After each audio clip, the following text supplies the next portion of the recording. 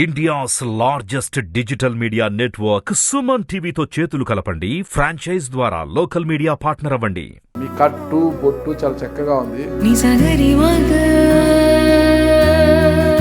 మూడు నామాలు పెట్టుకున్న మీరు ఆ ప్రజలకు మీరు పంగనామాలు పెట్టరు కదా.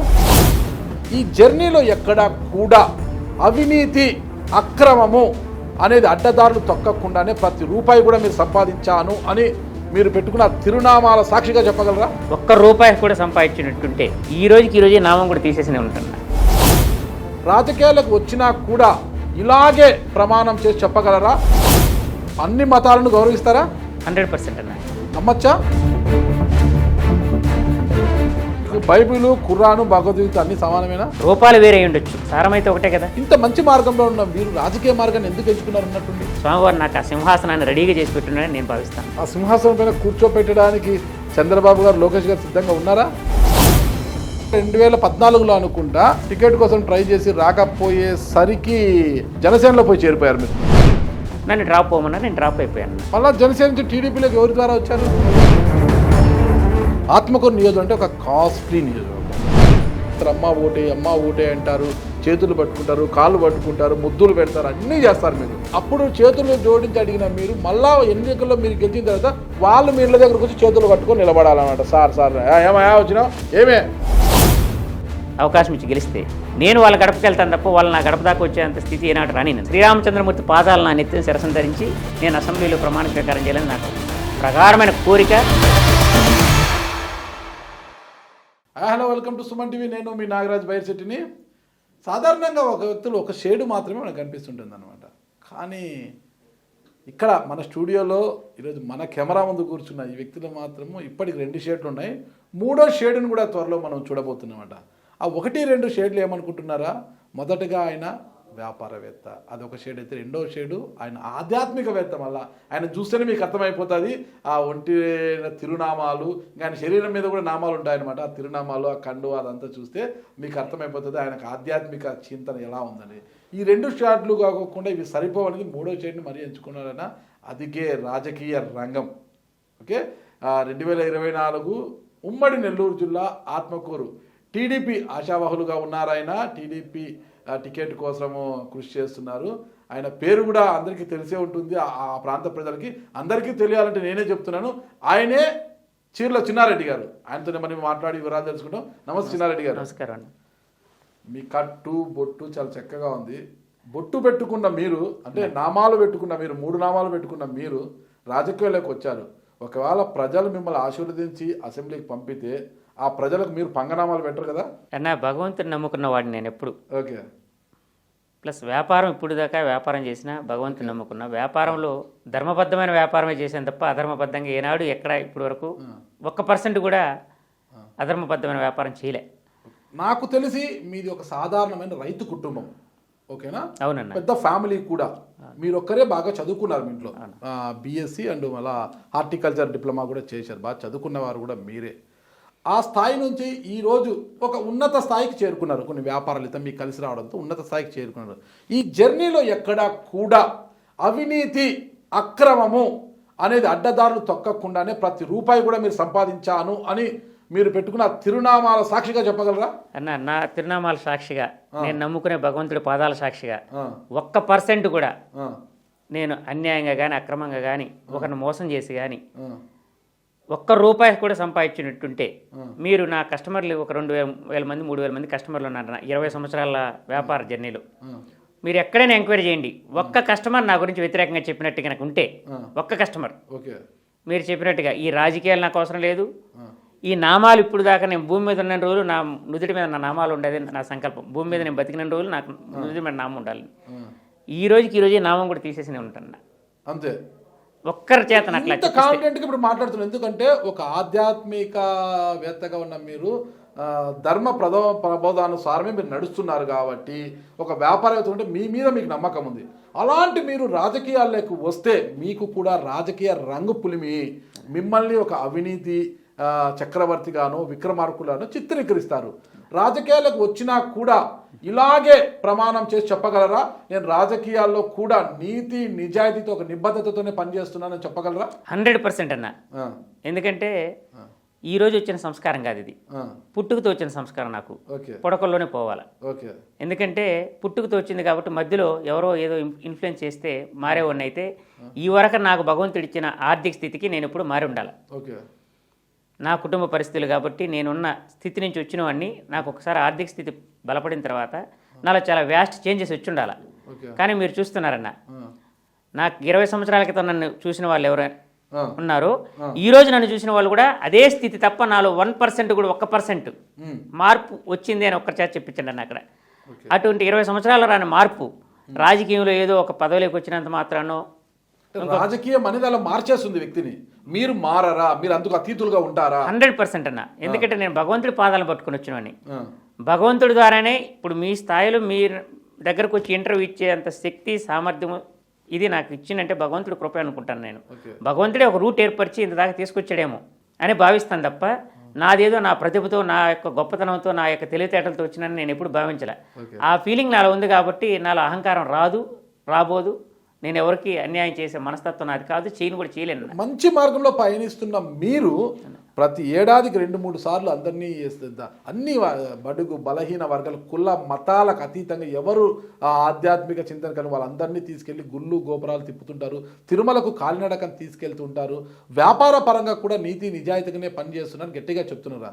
ఇంత మంచి మార్గంలో ఉన్న మీరు రాజకీయ మార్గాన్ని ఎందుకు ఎంచుకున్నారు ఉన్నట్టుండి? రాజకీయం అంటేనా, ఇప్పుడు మీరు ఆడ బాటిల్లో నీళ్లు ఉన్నాయనుకోండి, ఆ నీళ్లు తీసుకుని బాటిల్లో ఉండి తీసుకుని తాగితే ఏమవుద్దన్నా నీళ్ళే అవుతాయి తప్ప, అదే శంకులో పోస్తే తీర్థం అవుతుంది కదన్నా.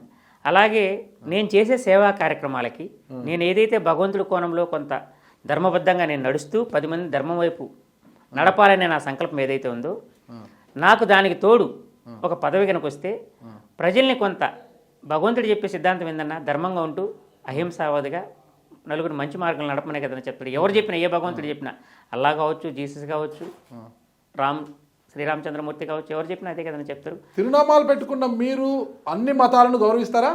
100% అన్న. నమ్మచ్చా అన్న? నమ్మొచ్చా నమ్మకూడదు అనేది మీరు స్వతసిద్ధంగా ఏఎస్పేటలో దర్గాలో ఉత్సవాలు జరుగుతాయి, ఉరుసు ఉత్సవం. మీరు అక్కడ పోయి ఒకసారి చూడండి అన్న, అడిగి కనుక్కోండి. 10,000 మందికి ఉరుసు రోజు నేను అన్నప్రసాదం ఇస్తాను అక్కడ స్వామివారి దర్గాలో. నేను పోయి టోపీ పెట్టుకుని వాళ్ళతో పాటు ఆ చైర్మన్ సందాని భాష గారు వాళ్ళు ఉన్నారన్న. అక్కడ ఎన్నో మార్లు నేను ఆ మసీదుకి పోయిన సందర్భాలు ఉన్నాయన్న. మాకు అటువంటి పట్టింపులు అటువంటి ఊర్లో పేర్ల పండుగలు చేస్తారన్న. ముస్లిం పండుగ, బైబిల్, ఖురాను, భగవద్గీత అన్ని సమానమేనా? అంతా సమానమన్న. ఎందుకంటే భగవంతుడు చెప్పిన తత్వం అన్నింట్లో కూడా ఒకటే కదన్న, సారం అయితే ఒకటే కదా. రూపాలు వేరే ఉండొచ్చు. అంటే మీ స్వరూపం చూడడానికి ఒక రకంగా ఉంది, నా స్వరూపం ఒక రకంగా ఉంది, వాళ్ళ స్వరూపం ఒక రకంగా ఉందన్న. స్వరూపాలు వేరే తప్ప మనలో ప్రవహించే రక్తం అంతా ఒకటే కదన్నా. మీరు ఆదిశంకరాచార్యుల తత్వాన్ని బోధిస్తారా అన్న? ఆదిశంకరాచార్యుల వారు అంతా ఏకం ఒకటే అనేది ఆయన అద్వైత సిద్ధాంతం. ఆయన రామానుజాచార్యుల వారిది విశిష్ట అద్వైతం, మధ్వాచార్యుల వారిది ద్వైత సిద్ధాంతం. 3 సిద్ధాంతాలు వేరున్న. నేను పూర్తిగా ఒక సిద్ధాంతం కాదన్న. నేను ఆహారం అంతా కూడా రామానుజుల వారి ఆహార్యం అనేది కానీ వంట పట్టింది మాత్రం అద్వైతం. ఏది ఆదిశంకరాచార్యుల వారు ఏదైతే సర్వం ఒకటే, ఇక్కడ వేరు లేదు.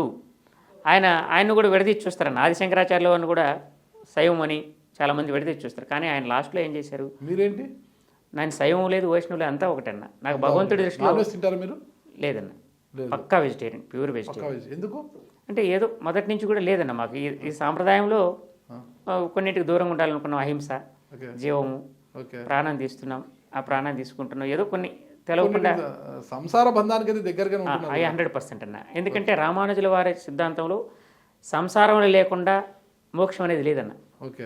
మోక్షాన్ని అర్హత కావాలంటే సన్యాసి కన్నా కూడా సంసారికి ఎక్కువ అర్హతన. ఎందుకు అంటే సంసారంగా ఉంటూ కూడా నన్ను మరవలేదు, వీడు గొప్పవాడు. సంసారం ట్రాప్లో పడితే చెడిపోతాడు. సంసారంలో ఉంటూ కూడా నన్ను మరవకుండా నా పాదాలు పట్టుకున్నవాడికి తొందరగా మోక్షం అన్న, తొందరగా భగవంతుడు పాదాలు పట్టిస్తాడన్న. అదే సన్యాసికి 100 జన్మలు పడుతుంది, సంసారికి 1 జన్మే చాలు. సన్యాసికి అయితే 100 జన్మలు. ఎందుకంటే ముక్కు మూసుకొని తపస్సు చేస్తాను ఉంటాడు అతనికి భగవంతుడి తప్ప వేరే కనపడకపోయినా అతనికి మోక్షానికి అర్హుడు కాదు, చాలా టైం పడుతుంది. ఎందుకంటే అతని పరీక్షలు. సంసారికి మాత్రం చాలా తొందరగా వస్తుంది మోక్షం. ఎందుకు? సంసారంలో ఉన్నాడు, కుటుంబ బాధ్యతలు చూస్తున్నాడు, కుటుంబ బాధ్యతలతో పాటే నన్ను ఇప్పుడు మరవకుండా నా పాదాలు పట్టుకున్నాడు, ఈడురా గొప్పవాడు. అందుకని సంసారంలో తరించలేని వాడు మోక్షానికి అర్హుడే కాదన్న. ఖచ్చితంగా ఇంత తత్వం తెలిసిన మీరు ఈ రాజకీయ తత్వాన్ని వంట పట్టించుకోగలరా? వంట పట్టించుకోగలనంటే అది కూడా స్వతసిద్ధంగా నాకైతే అంత ఇంకా పరిణతి లేదన్న వాస్తవంగా అయితే. కానీ పెద్దలు మీలాంటి వాళ్ళు, కొంతమంది సలహాలు, పెద్దలు, కొంతమంది స్నేహితులు నన్ను ఒక ట్రాక్ మంచి మార్గంలో ఇది కరెక్ట్ కాదు, ఇలా ఉండాలి, ఇలా ఉండాలని గైడ్ చేసేవాళ్ళు ఉన్నారు. వాళ్ళ గైడ్లైన్స్ ప్రకారమే కొంత ఇదవుతున్నా. అన్నింటికి మించి భగవంతుడి ఆశీస్సులు, భగవంతుడి కృప పుష్కలంగా నాకు పూల బాట వేసి స్వామివారు పూల బాట ఏర్పరిచి నాకు ముళ్ళు కంపలు ఏదైతే ఉన్నాయో, నాకు అడ్డంకులు ఏవి ఉన్నాయో అన్నీ తీసేసి నాకు ఒక పూలబాట ఏర్పరిచి ఆ పూలబాటలు తీసుకువెళ్ళి నేను ఏదైతే నా సంకల్పం ఉందో ఆ సంకల్పం నెరవేరడం కోసం స్వామివారు నాకు ఆ సింహాసనాన్ని రెడీగా చేసి పెట్టున్నారని నేను భావిస్తాను. ఆ సింహాసనం పైన కూర్చోపెట్టడానికి చంద్రబాబు గారు, లోకేష్ గారు సిద్ధంగా ఉన్నారా? స్వామి కృపతో పాటు వాళ్ళ ఆశీస్సులు ముఖ్యం అన్న. ముందు ఇక్కడ సరే కలిసే ఇప్పటికి 3 సార్లు కలిసారంటే కదా లోకేష్ బాబు గారు? లోకేష్ బాబు గారిని కలిశాను ఒక 2 సార్లు 3 సార్లు కలిశాను. ఆయన్ని కలిసి మాట్లాడాను. సారా పాదయాత్ర సందర్భంలో కూడా కుప్పంలో స్టార్టింగ్ పార్టిసిపేట్ చేశాను. పాదయాత్రకు ముందు నుంచే లాస్ట్ ఇయర్ జనవరిలో పాదయాత్ర అప్పుడే ఆయన కూడా కొన్ని గైడ్ చేశారు. అన్న ఇట్లా ఉండాలని చెప్పారు. దాని ప్రకారం ఇదయ్యాం. తర్వాత మళ్ళీ కొద్దిగా అనుకోకుండా పరిణామాలు అక్కడ కొంత మార్పు రావడం, పెద్దవాళ్ళు కొంతమంది పార్టీలోకి రావడం, పెద్దవాళ్ళు ఉన్నప్పుడు నాలాంటి చిన్నవాళ్ళు కొంచెం వెనకొనడం మంచిదనే ఉద్దేశంతో కొంచెం పెద్దవారంటే ఆనం రామనారాయణ రెడ్డి గారు పార్టీలోకి వచ్చారు. పెద్దవారంటే పేరు చెప్తే పోతుంది కదా. పెద్దవారు ఉన్నారంటే నాకన్నా పెద్దవారు చాలా మంది ఉన్నారు. కొమ్మి లక్ష్మీనాయుడు గారు కావచ్చు, చాలా పెద్దవారు మీ దగ్గర తీసుకుంటే అంటే వాళ్ళని వాస్తవంగా ఏంటంటే పేరు పెట్టి పిలిచేంత అర్హత నాకుందని నేను అనుకోవట్లే. పెద్దవారు అనడమే గౌరవం అనుకుంటాను. వయసు రీత్యా చాలా పెద్దవారు, ప్లస్ రాజకీయంగా తలబండినటువంటి వాళ్ళు, ఆ గౌరవం, ఆ మర్యాద, దానికోసమే ఇది అంటున్నాను తప్ప. ఆత్మకూరు నియోజకవర్గం అంటే హేమీలు ఉన్న నియోజకవర్గం అది. అసలు పోటీగా ఉంటుంది. కమ్మలు, రెడ్లు ఆధిపత్యం ఉన్న నియోజకవర్గం అది. ఇప్పుడు ప్రస్తుతం రెడ్డి సమాజం అంటే వైసీపీ ఆడ ఆక్యుపై చేసి పెట్టుకుంది ఆ నియోజకవర్గాన్ని. చాలా హేమీలు ఉంటారు అనమాట. అసలు అంటే ప్రజలు కూడా చాలా డిఫరెంట్గా ఉంటారు. కొత్త వారిని, మంచి వారిని ఆశీర్వదించడం, అక్కడ చేర్చుకోవడం అక్కడ ప్రజలకు కూడా అలవాటుగా ఉంటుంది. వాస్తవం అన్న. ఎందుకంటే గతంలో కొమ్మి లక్ష్మణ్ గారిని స్వతంత్ర అభ్యర్థిగా గెలిపించిన ఘనత కూడా ఉంది. వాస్తవం అన్న. స్వతంత్ర అభ్యర్థిగా లక్ష్మణ ఆ రోడ్డుకి కొమ్మి లక్ష్మణ గారు లక్ష్మణ స్వతంత్ర అభ్యర్థిగా వచ్చి ఆ రోడ్డు ఉన్నటువంటి బొమ్మిరెడ్డి సుందరరామరెడ్డి గారు పెద్ద ఆయన, అప్పటికే 2 టర్మ్స్ ఎమ్మెల్యే, చాలా ఫైనాన్స్ కార్పొరేషన్ చైర్మన్గా చేస్తున్నారు, పెద్ద మంచి డాక్టర్గా పేరు ప్రతిష్టలు ఉన్న వ్యక్తి. అటువంటి ఆయన వ్యక్తి మీద కొమ్మి లక్ష్మణ ఇండిపెండెంట్గా గెలిచారన్న. తర్వాత రెండోసారి బొల్లేని కృష్ణనాయుడు గారు వచ్చినప్పుడు కూడా ఆయన మళ్ళీ వాళ్ళిద్దరు ప్రత్యర్థులుగా పోటీ చేసినట్టు అప్పుడు కూడా గెలిచినట్టున్నారు. మీరు ఇప్పుడు ఎన్నికల బరిలో నిలబడడానికి ఉత్సుకత చూపుతున్నారు. మీరు అసలు టికెట్ వస్తే పోటీ చేయడానికి సిద్ధంగా ఉన్నారు మీరు, అది ఓకే. అయితే ఇప్పటికంటే మీరు రాజకీయాలు చాలా జూనియర్. అక్కడే మీరు బొమ్మి ఫ్యామిలీ ఉంది, బొమ్మిరెడ్డి గారి ఫ్యామిలీ ఉంది, కొమ్మి ఫ్యామిలీ ఉంది, ఆనం ఫ్యామిలీ ఉంది. ఈ ఫ్యామిలీస్ అంతా ఆశీర్వాదం మీకు కావాలి ఖచ్చితంగా మీరు బరిలో నిలబడాలంటే. వీళ్ళందరితో కలిపి మీ మనసులోని అంశాన్ని వాళ్ళకు వ్యక్తపరిచారా? మీ భావాన్ని వ్యక్తపరిచారా? ఇంకా వ్యక్తపరచలేదని ఎవరి దగ్గర కూడా. ఎందుకంటే పార్టీ దగ్గర నుంచి ఒకసారి ఏదైనా పాజిటివ్ రెస్పాన్స్ వచ్చిన తర్వాత పెద్దలందరినీ పోయి కలిస్తే నా యొక్క స్వభావం, నేను ఉండే స్థితిని బట్టి నన్ను ఖచ్చితంగా ఓన్ చేసుకుంటారనేది ప్రగాఢమైన నమ్మకం అయితే నాకు ఉందన్న. అంటే మీరు బయటపడడం లేదు, కానీ ఇప్పటికి ఆనం రామనారాయణ రెడ్డి గారు తప్పితే బొమ్మిరెడ్డి ఫ్యామిలీ, కొమ్మి లక్ష్మీనాయుడు ఫ్యామిలీ అంతా కూడా మీకు గ్రీన్ సిగ్నల్ ఇచ్చారు. అధిష్టానానికి కూడా మాకేం అభ్యంతరం లేదు, చీర్ల చిన్నారెడ్డికి టికెట్ ఇస్తే గెలిపిస్తామని చెప్పారంటున్నారు. లోకేష్ గారు కూడా అందుకు సానుకూలంగానే స్పందించారు. చంద్రబాబు గారు కూడా మీ పట్లకు సానుకూలంగానే ఉన్నారంటున్నారు. లేదన్న, ఇప్పుడు వరకైతే అటువంటి పరిణామాలు ఏం జరగలేదు. పార్టీకి అయితే మనం ఒక యాస్పిరెంట్గా పార్టీకి నా ప్రొఫైల్ని ఒక పెద్దల ద్వారా అందించానన్న. ఇంకా వాళ్ళు నిర్ణయం తీసుకునే దాని కోణంలో ఇంకా వాళ్ళు అవతల ఈక్వేషన్స్ మంచి చెడ్డ అన్నీ చూసుకోం కదన్నా, వాళ్ళు కూడా చేయాలి. వాళ్ళకి ఒక కాన్స్టెన్సీ కూడా ఇప్పుడుండే పరిస్థితుల్లో చాలా క్రూషియల్ కాబట్టి ప్రధాన నిర్ణయం తీసుకోవడంలో కొంత ఆచితూచి ఆలోచించి నిర్ణయం తీసుకునే పరిస్థితి ఉంది. ఆ పార్టీ నిర్ణయం తీసుకున్న తర్వాత నేను పెద్దలందరినీ కలిసి నాకు ఒక పాజిటివ్ సంకేతం వచ్చిన తర్వాత పెద్దలను కలిసి చెప్పడం భావ్యం అనిపించిందన్న, మంచిది అనిపించిందన్న. చాలా మంచి నిర్ణయమే. మీరు గతంలో కూడా 2014లో అనుకుంటా మీరు టికెట్ కోసం ట్రై చేశారు. మీరు టికెట్ కోసం ట్రై చేసి రాకపోయేసరికి ఐ థింక్ 2014-19 జనసేనలో పోయి చేరిపోయారు మీరు. టీడీపీ మీరు 2019 అన్న. 2014లో టికెట్ కోసం ప్రయత్నం చేసింది వాస్తవమే. అప్పుడు వాస్తవం చేశాను. టికెట్ పెద్దలు ఆదల ప్రభాకర్ రెడ్డి గారి ద్వారా అప్పుడు తెలుగుదేశం ఎంపీ నెల్లూరు అభ్యర్థిగా ఉన్నారు. పెద్ద ఆయన అన్న ద్వారా ఖచ్చితంగా ప్రయత్నం చేశాను, వచ్చి కలిశాను. కానీ ఆయన కూడా పెద్ద ఆయన కలవమన్నారు, ఇక్కడ తాడేపల్లిగూడెంలో ఉంటే పోయి కలవమన్నారు, కలిశాము. కానీ ఆ రోజున పరిస్థితుల్లో కొన్ని ఈక్వేషన్స్ వల్ల అప్పుడు పెద్దలు కన్నబాబు అన్న గారికి టికెట్ ఇచ్చారు. అప్పుడు అందువల్ల నేను డ్రాప్ అయిపోయాను, సైలెంట్ అయిపోయాను. తర్వాత మళ్ళీ 2019కి వచ్చేసరికి వాస్తవంగా నేను టీడీపీ 100% టీడీపీ అభిమాని అన్న మొదటి నుంచి కూడా. కాదంటే మధ్యలో ఏమైందంటే 2018లో IAS officer retired chief secretary Rammohan Rao garu, Tamil Nadu chief secretary Rammohan Rao garu నాకు కొంత సంబంధాలు ఉండడం, పరిచయం ఉండడం వల్ల ఎక్కువగా ఆయన అక్కడ పవన్ కళ్యాణ్ గారి దగ్గర కొంచెం మెయిన్ పాత్రలు ఉండడం వల్ల ఆయన నన్ను ఇన్వైట్ చేసి చిన్నారెడ్డి గారు రండి అని పిలవడం వల్ల అక్కడికి పోయానన్న. నాకు బీఫామ్ ఇచ్చారు. ఇచ్చిన తర్వాత నామినేషన్ కూడా వేసామన్నా. వేసిన తర్వాత ఒక 4 days తర్వాత మళ్ళీ అది బీఎస్పీకి అలయన్స్లో భాగంగా బీఎస్పీకి ఇవ్వాల్సి వచ్చిందన్న వాళ్ళు అక్కడ ఏదో ప్రెజర్స్ వల్ల, మాయావతి గారు వల్ల ఏదో ప్రెజర్స్. నన్ను డ్రాప్ అవ్వమన్నారు, నేను డ్రాప్ అయిపోయాను. డ్రాప్ అయిపోయినా అప్పటికే నామినేషన్ వేసాను కాబట్టి, సింబల్ వచ్చింది కాబట్టి ఏదో నాకు 3-4 వేలు ఒకటి, మూడో ఓడు తెలుగుదేశం వైఎస్ఆర్ కాంగ్రెస్ తర్వాత నాకే కొంచెం ఓట్లు వచ్చినట్టున్నాయన్న. తర్వాత నేనేం పోయింది లేదు, తిరిగింది లేదు, పెట్టింది లేదు, చూసింది లేదన్న. తర్వాత కాదంటే ఏంటంటే నాకున్నటువంటి పరిచయాలు, వ్యక్తిగత సంబంధాల వల్ల, ప్లస్ ఏదో భగవంతుడి సేవతో పాటు మానవ సేవ, మాధవ సేవ అన్న. అందువల్ల ఆ కోణంలో కొంత ఎందుకో తెలవకుండా భగవంతుడు మనసు కొంత డైవర్ట్ చేశాడు. ప్రయత్నం చేయడానికి మార్గం మళ్ళా జనసేన నుంచి టీడీపీలోకి ఎవరి ద్వారా వచ్చారు? టీడీపీలో కంటేనే అసలు జనసేన అంటే ఆ రోజు ఇచ్చిందే కానీ మనం మళ్ళా తర్వాత అసలు ఏనాడు కలిసింది లేదు, పోయింది లేదు. మరి అయినా అక్కడ పోటీ చేసిన టీడీపీ నుంచి మీరు వెళ్ళిపోయినట్టు. టీడీపీలో అంటే పెద్దలు, మా జిల్లా నాయకత్వం కొంచెం పెద్దలు అందరితో, నేను మొదటి నుంచి కూడా అందరితో కొంచెం లో ప్రొఫైల్, అందరితో అనుకూలంగా ఉండే వ్యక్తిత్వం అన్న. నేను ఎప్పుడు కూడా అందరూ కూడా తెలుగుదేశం అభిమానిని అంటారు కానీ, తెలుగుదేశం కార్యకర్తని అంటారు కానీ, జనసేన కార్యకర్తను ఇంకొక కార్యకర్తనని ఎక్కడ ఎప్పుడు లేదన్న. అందరితో కూడా ఉంటుంది ఈసారి టీడీపీలో ఉంటుందనే 100% అనుకుంటున్నాను. యువ నాయకత్వంలో, లోకేష్ బాబు గారి నాయకత్వంలో కొంత యువకుల్ని ఎంకరేజ్ చేస్తారనేది సంపూర్ణ నమ్మకం, విశ్వాసం అయితే ఉందన్న. ఆ ఈక్వేషన్లో రామనారాయణ రెడ్డి గారు కూడా కుమార్తెకు ట్రై చేస్తున్నారు. ఒకవేళ ఈక్వేషన్స్లో మిస్ అయితే మీకు ఇదే పట్టుదలతో పార్టీ అభ్యర్థి కోసం పనిచేస్తారా?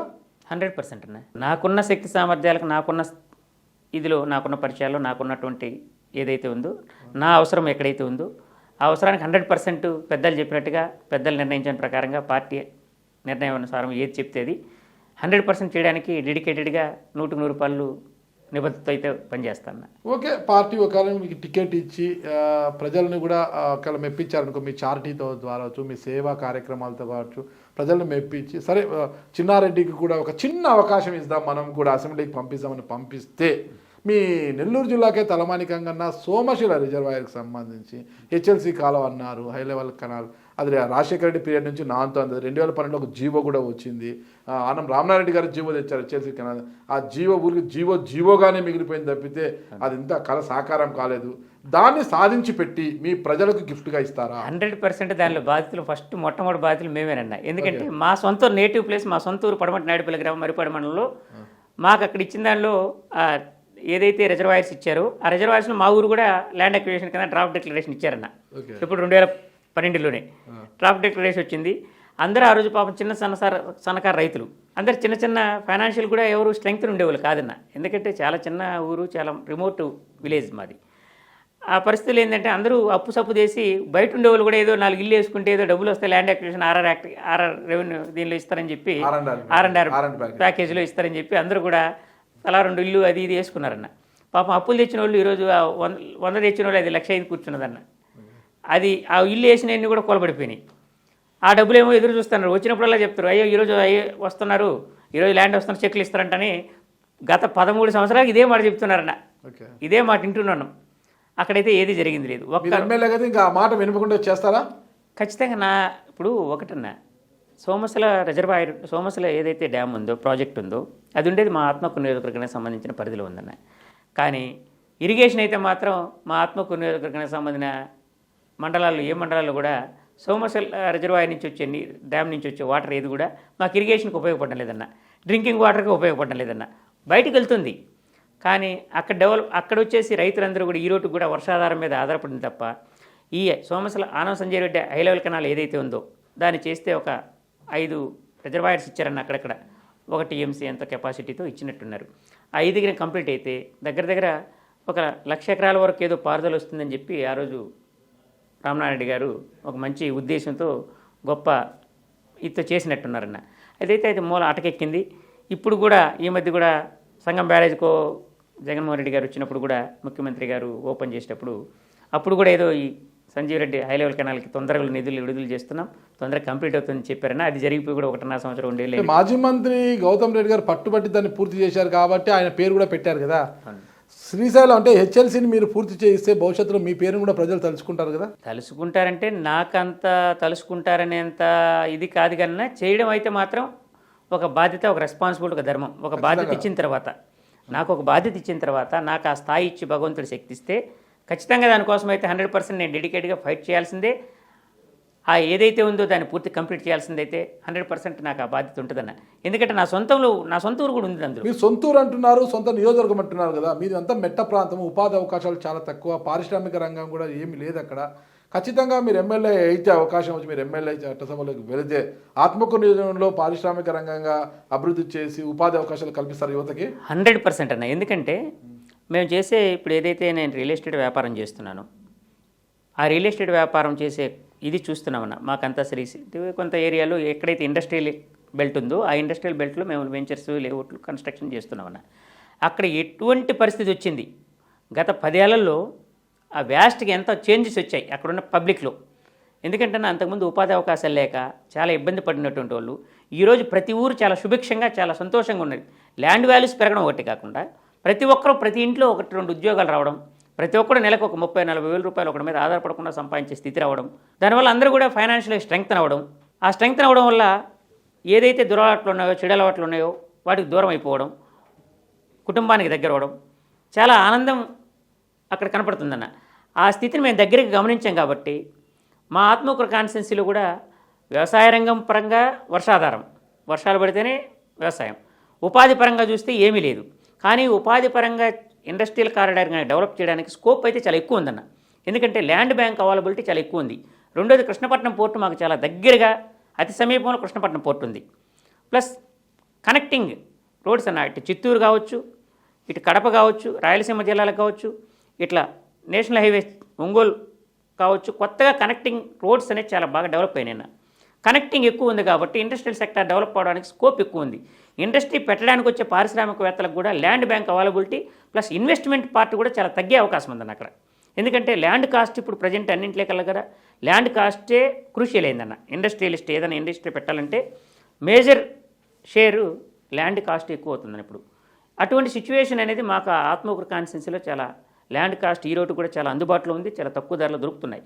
ఇండస్ట్రియలిస్టులు కూడా చాలామంది పెట్టడానికి స్కోప్ కూడా అన్ని కనెక్టింగ్ ఉంది కాబట్టి అవకాశాలు ఎక్కువ ఉన్నాయి. కాబట్టి ఖచ్చితంగా భగవంతుడు నాకు అవకాశం ఇస్తే కనుక నా వంతు ప్రయత్నం 100% డెడికేటెడ్గా, ఎందుకంటే నాకున్న నాలెడ్జ్లో నాకున్న అవకాశం ఎందుకంటే మేము చేసిన పరిస్థితులు అక్కడ తిరిగిన పరిస్థితుల వల్ల ఖచ్చితంగా అయితే మేము శాయశక్తిలో కృషి చేస్తాను. దానికి ఇండస్ట్రియలిస్టులు హ్యాపీగా స్వేచ్ఛగా మీ నియోజకవర్గంలోకి రావచ్చా? 100% అన్న. ఎలాంటి ఆమ్యామ్యాలు, ఎటువంటి 1%, 1% ఇబ్బంది లేకుండా రెడ్ కార్పెట్ వేసి తీసుకొచ్చి దగ్గరుండి వాళ్ళకి ఏ సమస్య వచ్చినా దగ్గరుండి చేసి పూచి బాధ్యత అయితే 100% తీసుకుంటాం. ధర్మాన్ని నమ్ముకున్న మీరు అదే ధర్మ ప్రకారము రాజకీయాల్లో ధర్మ మార్గంలో నేను నడుస్తాను అంటే కుదురుతుందా? ఎందుకు కుదరదన్నా? ఇప్పుడు 20 ఏళ్లలో సాటిస్ఫై చేయాలి కదా కార్యకర్తలు, నాయకుల్ని. ఇప్పుడు రియల్ ఎస్టేట్లో అన్నింటికన్నా చాలా పనికిమాలిన వ్యాపారం అనేది రియల్ ఎస్టేట్ అని అంటారన్న బయట పబ్లిక్. ఎందుకంటే మోసాలు, చీటింగు, దాకా ఎక్కువ ఉంటుందని ఏదో చెప్తారన్న. మేము 20 ఏళ్ళగా రియల్ ఎస్టేట్ వ్యాపారం దగ్గర 2001 నుంచి రియల్ ఎస్టేట్ వ్యాపారంలో ఉన్నాను. 2001 నుంచి 22 సంవత్సరాల స్పాన్ ఉంది. చాలా చిన్న స్థాయి నుంచి ఈరోజు పెద్ద పెద్ద వెంచర్స్ చేసి చేయగలిగే స్థాయికి వచ్చాం. ఎక్కడన్నా ఇన్ని సంవత్సరాల స్పాన్లో వ్యాపారం చేస్తున్నాం.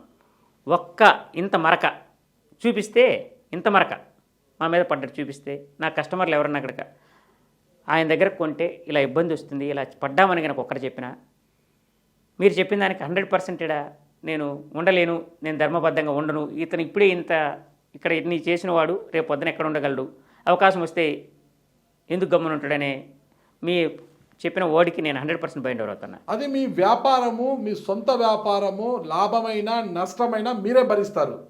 ఇది రాజకీయం. రాజకీయంలో మీ చుట్టూ ఒక వలయం ఉంటుంది. ఆ వలయాన్ని అంటే మీ చుట్టూ ఉన్న అందరినీ కూడా సంతృప్తి పరుస్తూ మీరు రాజకీయం చేయాలి. ఎవరు అసంతృప్తికి గురి అయినా చాలా ఇబ్బందికరం వస్తుంది అనమాట. ఓకే, అంతమందిని సంతృప్తి పరచాలంటే మీరు ధర్మ మార్గంలో నడిస్తే కుదరదు కదా. 100% అన్న. ఎందుకంటేనా మనకు పురాణంలో శ్రీరామచంద్రమూర్తి సాక్షాత్ భారతదేశంలో ప్రపంచ దేశాల్లో శ్రీరామచంద్రమూర్తి ఆదర్శ పురుషుడు. ఇప్పుడు కూడా రామరాజ్యం అంటాం కానీ వేరే రాజ్యం అని పేరు చెప్పం మనం ఎక్కడ కూడా. శ్రీరామరాజ్యం, రామరాజ్యం అనే చెప్తాం ఎక్కడికి పోయినా. అంటే ధర్మానికి నిలువెత్తు నిదర్శనం. అంత ధర్మబద్ధమైన పరిపాలన అందించిన వాళ్ళు ఈ భూమి మీద ఇప్పుడు వరకు లేరనేది మన పెద్దలు చెప్పింది కావచ్చు, మనం విన్నది కావచ్చు, తరతరాలుగా చూస్తున్నాం. అటువంటి ధర్మబద్ధమైన పరిపాలన చేసినటువంటి ఇది నేను శ్రీరామచంద్రమూర్తి పాదాలను గట్టిగా పట్టుకొని గట్టిగా నమ్మిన వ్యక్తినన్న. అటువంటి ఆలోచనలతో వచ్చిన వ్యక్తిని నేను ధర్మం తప్పి అధర్మంగా సంపాదించి చేయాల్సినంత నెసరీ అవసరము భగవంతుడు తినడానికి, ఉండడానికి, 10 మందికి పెట్టడానికి కావాల్సినటువంటి శక్తిని అయితే ఇట్లానే శక్తిని ఇచ్చాడన్న. ఇలా పట్టుకునే స్థితి నుంచి ఇలా ఈగలిగే స్థితికి అయితే తీసుకొచ్చాడు. ఇక ఏం అవసరం ఉంటుందన్న? ఏం అవసరం లేదు. కరెక్ట్, ఇంత ఖచ్చితంగా చెప్తారు. ధర్మబద్ధంగానే నేను నడుచుకుంటాను. సరే, అంత ధర్మబద్ధంగా నడిచే మీరు ఆత్మకూరు నియోజకవర్గం అంటే ఒక కాస్ట్లీ నియోజకవర్గం, చాలా కాస్ట్లీ. గతంలో అంటే 20 ఏళ్ల క్రితమే అక్కడ ఓటుకి 3,000 రూపాయలు ఇచ్చిన నియోజకవర్గము. పోటాపోటీగా అంటే పోటీ గెలవాలనేసి తమిళనాడు తరహాలో ఇంటింటికి ఒక కలర్ టీవీని కూడా పంపిణీ చేసిన, ఓటు కోసం పంపిణీ చేసిన నియోజకవర్గం అది. ఈ రోజుకి కాస్ట్లీ నియోజకవర్గం. మరి ఆ నియోజకవర్గంలో మీ ప్రత్యర్థిని అంటే బలంగా పాకుతుపోయిన మేకపాటి విక్రమ్ రెడ్డిని నిలవరించడానికి ఎటువంటి తాయిలాలు లేకోకుండా ధర్మబద్ధంగానే మీరు ఎన్నికల ప్రచారం చేస్తారా, ఓట్లు అడుగుతారా ప్రజల్ని? 100% అడుగుతాను. ఓకే. ఎందుకంటే ఇప్పుడు మీరు చాలా 25-30 సంవత్సరాలుగా జర్నలిజంలో నేను అనుకోవడం ఉండొచ్చు అన్న, మీ వ్యాస్ట్ ఎక్స్పీరియన్స్లో అన్న. పూర్తిగా డబ్బు మీదనే ఆధారపడి రాజకీయాలు నడుస్తానని మీరు నమ్ముతున్నారన్నా? నేనైతే పూర్తిగా నమ్ముతున్నారన్నా. డబ్బే ప్రామాణికం ఏ పార్టీకైనా. Janasena, BJP, TDP, Congress, YCP మీరు అన్నారు కదన్నా. ఈ రోటికి కూడా ఇప్పుడు మీకు జరుగుంటేనా, ఇప్పుడు ఇక్కడ ఎలక్షన్స్ జరిగాయి, మన బై ఎలక్షన్స్ జరిగాయి. మన పెద్ద రాజగోపాల్ రెడ్డి గారు పోటీ చేసినప్పుడు బై ఎలక్షన్స్ చూస్తుంటారు. ఎన్ని కోట్లు పెట్టారన్న ప్రజలు ఎంత ప్రచారం ఉందన్నా మనం చూసింది లేదు అక్కడ పోయి. కానీ మీడియా ద్వారా విన్నది 500 కోట్లు పెట్టిన వాళ్ళు కూడా ఉన్నారు. మరి ఓడిపోయారు కదన్నా. డబ్బే ప్రామాణికం అనుకుని ఉంటే గెలిచి ఉండాలి కదన్నా. లేదు, మా నియోజకవర్గంలో ఉన్నారన్న. మా నియోజకవర్గం గతంలో పెద్దలు చాలామంది కంటెస్ట్ చేసిన వాళ్ళు అవతల వ్యక్తుల కన్నా కూడా చాలా 2 రెట్లు ఎక్కువ ఖర్చు పెట్టున్నారన్న. కానీ గెలవలేదన్న, ఓడిపోయారన్న. డబ్బే ప్రామాణికం అనుకుని ఉంటే. ప్లస్ రెండోది నా స్వభావానికి ప్రజలు ఎందుకంటన్నా నేను చాలా నా పేరులోనే చిన్న అని ఉందన్న. నేను చిన్న స్థాయిలోనే ఉండాలని మనస్తత్వం నాది. నా పేరులోనే ఉంది అది. నేను పొడుగుగా ఉండాలనే నేచర్ నాలో లేదు. నా పేరులోనే ఉంది చిన్న అని. చిన్నగా ఉండాలి, అది నా స్వభావం. అంతే, నా పేరులో ఉండేది అంతే. తల్లిదండ్రులు పెట్టిన పేరు ప్రకారం నా స్వభావం కూడా వచ్చిందేమో నాకు తెలియదు. ఆ స్వభావం నాలో ఉండడం వల్ల నన్ను ప్రతి ఒక్కరు కూడా ఓన్ చేసుకుంటారని నేను ఫీల్ అవుతున్నాను. ఇప్పుడు మీరున్నారన్నా, మీరు నాకు ఎప్పుడు పరిచయం ఉన్నా? 1 గంట ముందు పరిచయం. గంట ముందు పరిచయం అయిన వ్యక్తి మీరు ఎంతోమందిని ఎన్నో ఇంటర్వ్యూస్, ఎంతోమందిని, ఎంతో మహామహుల్ని, పెద్ద పెద్ద వాళ్ళని ఎన్నో చేస్తుంటారన్న. మరి నన్ను చూసిన తర్వాత మీకు ఆ స్వభావం, నా యొక్క నేచరు, నా యొక్క వ్యక్తిత్వాన్ని బట్టి మీకేమనిపించిందన్న? నేను ఒక మంచి వ్యక్తిగానే భావిస్తున్నాను. ఒక ఆధ్యాత్మిక చింతనతో ఉన్నవాడు, ధర్మ ప్రబోధానుసారం నడుచుకుంటున్న వ్యక్తిగానే భావిస్తున్నాను. ప్రజలు ఏమనుకుంటారు? 100% మీరు అనుకున్నటువంటి విధానమే ఈ మార్గంలో పయనిస్తే 2019 ఎన్నికల్లో మీకు వైసీపీకి ఉన్న మధ్య వ్యత్యాసం అంటే టీడీపీ అభ్యర్థికి మేకపాటి గౌతమ్ రెడ్డి అంటే మాజీ స్వర్గీయ మంత్రివర్యులు ఆయనకున్న తేడా 20,000 ఓట్లు. ఈ మార్గంలో వెళ్ళి ఆ 20,000 ఓట్లను మీకు ప్లస్గా ఎలా చేసుకుంటారు? ఇక్కడ జరిగిన మైనస్ని ఎలా ప్లస్ చేసుకుంటారు 20,000 ఓట్లని? అన్న, నాకుండేటువంటి బంధుత్వాలు కావచ్చు, నాకున్నటువంటి స్నేహితులు కావచ్చు, నేను మొదటి నుంచి ఉండే విధానం వల్ల నాకు అంటే రాజకీయ నాయకుడిని ఇప్పుడు ఒక రాజు దగ్గర పోవాలనుకున్నా, రాజుకు ఒక ప్రోటోకాల్ ఉంటుంది, ఒక సిస్టమ్ ఉంటుంది. ఒక రాజు దగ్గర పోవాలన్నప్పుడు ఆయనకు ఒక కొన్ని రూల్స్ అండ్ రెగ్యులేషన్స్ ఫ్రేమ్ చేస్తారు. కొంతమంది బంట్రోతుల్ని, సైనికుల్ని, వాళ్ళని దాటుకొని ఆయన దగ్గరికి వెళ్ళాలి. నాలాంటి సామాన్యుడి దగ్గరికి వచ్చేటప్పుడు నేరుగా నా ఇంట్లోకి వస్తారన్న. గడప డోర్ కూడా నాకు చేయకుండా. అంత స్వతంత్రం, అంత ఫ్రీడమ్ ఉంటుంది. ఆ ఫ్రీడమ్ నా దగ్గర ఉంది కాబట్టి నన్ను ఖచ్చితంగా ఆదరిస్తారనేది నాకు నెంబర్ 1. సీటు కోసం, ఓట్ల కోసం ఇవి చెప్తున్నారా? నిజంగా అది పాటిస్తారా మీరు? నేను పాటించేది, నేను చెప్పేది వద్దన్న. మీరు ఇప్పుడు ఏదైతే ఇక్కడ అడిగారో మీరు అక్కడొచ్చి చూడండి అన్న, అక్కడొచ్చి చూడండి. నా స్నేహితులు కొంతమంది ఎప్పటి నుంచో నాకు పాత పరిచయాలు, ఇప్పుడు ఈ రోజు నేను చెప్తే జరిగేది కదా కన్నా, మీరు వచ్చి గ్రౌండ్లో చూడండి ఒకసారి. ఓకే అండి, సరే మీరు అంత చక్కగా చెప్తున్నారు. ప్రజలు అసలు మిమ్మల్ని ఎందుకు ఆదరించాలి? అది వైసీపీకి కంచుకోట లాంటిది ఆత్మకూరు. మేకపాటి గౌతమ్ రెడ్డి ఆ రోజు గెలిచారు. సరే అనుకోని రీత్యా ఆయన అనారోగ్య కారణం లేదో ఆయన మన మధ్య లేరు ఈరోజు. ఆయన సోదరుడు విక్రమ్ రెడ్డి ఉన్నారు ఈరోజు మన మధ్య, ఎమ్మెల్యేగా ఉన్నారు. మరి ఆయన్ని ఎలా ఢీకొంటారు? అసలుకి మీకు అంత శక్తి సామర్థ్యాలు ఉన్నాయా? అన్న శక్తి సామర్థ్యాలు అంటే నా పర్సనల్ వ్యక్తిగత సామర్థ్యాల కన్నా పార్టీకి చాలా బలమైన క్యాడర్ ఉందని అక్కడ పార్టీకి. ప్లస్ చంద్రబాబు గారి నాయకత్వం మీద చాలా బలమైన విశ్వాసం ఉంది. ఎందుకంటే గతంలో జగన్మోహన్ రెడ్డి గారు ఒక్క అవకాశం అని అడగడం వల్ల విపరీతంగా జనాల్లో ఒక చేంజ్ వచ్చింది. చేంజ్ రావడం వల్ల ఆయనకి 20,000 మెజార్టీ గెలిచారన్న. ఈరోజు ఆ 20,000 మెజార్టీ తగ్గించేదానికి పెద్ద ఇష్యూ కాదన్న. ఎందుకంటే పార్టీ బలంతో పాటు నాకున్న పరిచయాలు, వ్యక్తిగత పరిచయాలు, మాకు ఇంతకుముందు ప్రీవియస్గా పనిచేసినటువంటి పెద్దలు కావచ్చు, వాళ్ళందరి సహకారంతో ఖచ్చితంగా వాళ్ళ మీద గెలవడానికి ప్రయత్నం అయితే చేస్తాను. ఖచ్చితంగా గెలవడానికి స్కోప్ ఉందండి. గెలవడం వరకు ఎన్నికల ప్రచారంలో ప్రతి ఒక్కరూ కూడా ఇంటింటికి వెళ్ళి గడప గడప నమస్కరిస్తారు. అమ్మ ఓటే అంటారు, చేతులు పట్టుకుంటారు, కాళ్ళు పట్టుకుంటారు, ముద్దులు పెడతారు, అన్నీ చేస్తారు. మీరు అప్పుడు చేతులు జోడించి అడిగిన మీరు మళ్ళా ఎన్నికల్లో మీరు గెలిచిన తర్వాత వాళ్ళు మీ ఇళ్ళ దగ్గరకు వచ్చి చేతులు కట్టుకొని నిలబడాలన్నమాట. సార్ ఏమయా వచ్చినావు ఏమే అనే పరిస్థితి ఉందన్నమాట. ఆ పరిస్థితిని మీరు రూపమాపుతారా? ఖచ్చితంగా అన్న. ఎందుకంటే నాకున్నటువంటి స్వభావం వల్ల నేను ఖచ్చితంగా నా ఇంటి దాకా వచ్చేదానికన్నా నేను వాళ్ళ ఇంటి దగ్గరకు పోయి చేతులు కట్టుకుని మీకు ఏం పని కావాలని అడిగేటువంటి స్వభావం నాది. ఈ మాట కట్టుబడి ఉంటారా? 100% అన్న. నా వ్యక్తిత్వం అది. ఎందుకంటే నా వ్యక్తిత్వమే అది, నా స్వభావం. ఈ రోజు చేతులు జోడించి ఓటు అడిగే మీరు మీరు గెలిచిన తర్వాత ప్రజా సమస్యల పరిష్కారం కోసం చేతులు కట్టుకొనైనా నిలబడి ప్రజల సమస్యలు పరిష్కరించడానికి తెలుసుకోవడానికి ప్రయత్నిస్తారా? 100% అన్న. ఖచ్చితంగా. ఎందుకంటే ప్రజల దగ్గరకు ఇప్పుడు దాకా మా మెట్ట ప్రాంత ప్రజలు అందరూ ఏం చేస్తారంటే అక్కడికి పోయి ఏదో ఒక నాయకుడిని తీసుకుపోయి ఆ నాయకుడి ద్వారా పెద్ద ఆయన దగ్గరికి పోయి చేతులు కట్టుకొని ఆయన అపాయింట్మెంట్ చేదాకా వెయిట్ చేయడం, ఇటువంటి స్వభావం ఉందన్న. ఇప్పుడు నేను వాళ్ళ గడప దగ్గరికి వెళ్తా, వాళ్ళు నా గడప దగ్గర కావాల్సిన స్థితి ఏనాడు రానినన్న. నేను వాళ్ళ గడప దగ్గరికి వెళ్ళి, ఎందుకంటే నేను సామాన్యుని, నేను ఆర్డినరీ పర్సన్ని. నాకు ఇటువంటి బ్యాక్గ్రౌండ్ పెద్ద కుటుంబం నుంచి వచ్చిన ఫ్యామిలీ బ్యాక్గ్రౌండ్, రాజకీయ కుటుంబాలు ఇవి కాదన్న. మేము చిన్న స్థాయి నుంచి కష్టపడి పైకి వచ్చిన వాళ్ళం కాబట్టి ఆ బాధల సాధలు నాకు తెలుసు కాబట్టి నేను వాళ్ళ గడపకి వెళ్తాను తప్ప వాళ్ళు నా గడప దాకా వచ్చేంత స్థితి ఏనాడు రానినన్న. అసలు మీకు ఇంత ఆధ్యాత్మిక చింతన ఎలా అలవడింది? ఒకవేళ డబ్బు సంపాదించినా చాలామంది ఒక చిన్న స్థాయి నుంచి మీలాగే డబ్బు సంపాదించినా కూడా దేవునికి దండం పెట్టుకుంటారు, ఏదో 6 నెలలకు ఒకసారి సంవత్సరానికి ఒకసారి గుడికి వెళ్తారు, ఎప్పుడో బొట్టు పెట్టుకుంటారు. మీరు చూస్తే పూర్తిగా ధర్మబద్ధంగా మారిపోయారు, అసలు ఆధ్యాత్మిక చింతనలోకి వెళ్ళిపోయారు. 2015లో షిరిడీ సాయినాథుడికి కిరీటము, 2017లో బంగారు పాదుకలు కూడా చేయించారంట. అసలు ఎందుకు అంత ఆధ్యాత్మిక చింతన వైపు మరిగిపోయారు మీరు? అంటే అది భగవంతుడి కృపన్న. మనం ఏదో ప్రయత్నం చేస్తే వచ్చేది కదన్న. స్వామి దయతోనే జరగాలి ఏదైనా. స్వామి దర్శనం చేయాలన్నా స్వామి పిలుపు లేని మనం దర్శనం చేయలేదన్న.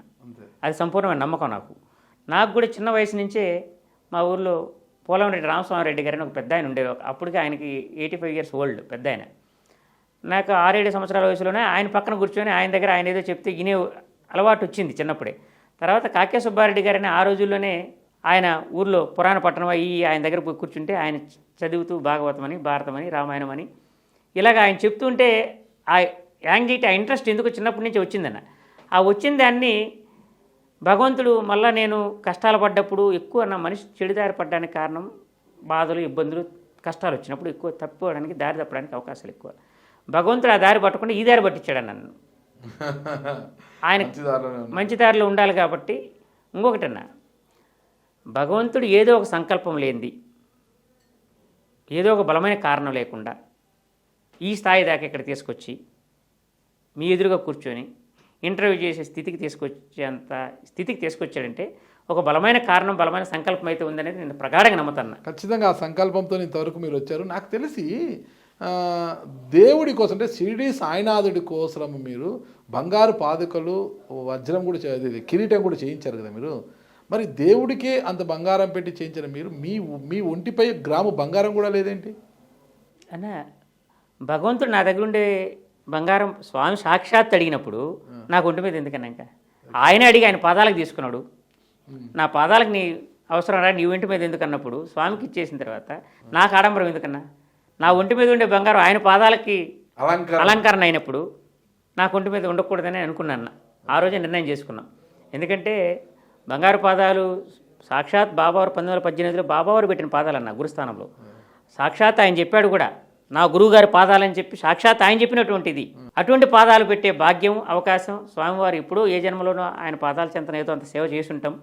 ఆ సేవ ఫలితంగా మళ్ళా నాకు ఆ పాదాలు చేసి ప్రతిష్ఠ చేసే భాగ్యం నాకు చాలా చాలా భగవంతుడు కల్పించాడేమో. ఎందుకంటే ఎన్ని మిరాకిల్స్ ఉన్నా పాదాలు చేసినప్పుడు ఎన్ని మిరాకిల్స్ అవి చెప్పడానికి కోకొలలు.